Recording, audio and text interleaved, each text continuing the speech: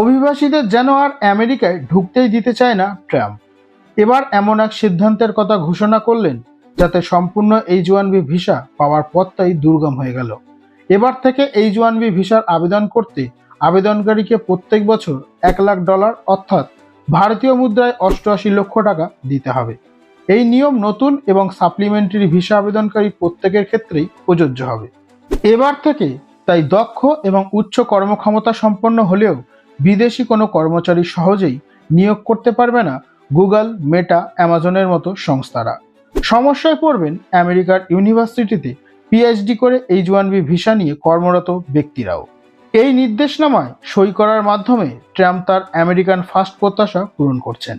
Trump বারবার তার নির্বাচনী প্রচার চলাকালীন বলেছেন বিদেশিরা আমেরিকানদের চাকরি ছিনিয়ে নেয়, সেই পথ বন্ধ করবে তার প্রশাসন। এই ক্ষেত্রে সরাসরি আমেরিকার অভিবাসীদের আমেরিকায় কাজ করার উপরে নিষেধাজ্ঞা জারি না করলেও H-1B ভিসা পাওয়ার জন্য এত বিরাট অঙ্কের ফিস ধার্য করলেন যা অধিকাংশই দিয়ে উঠতে পারবে না। ফলে মার্কিন সংস্থাগুলো ভারতীয় তথা অন্য বিদেশিদের নিয়োগ করতে অনীহা প্রকাশ করবে।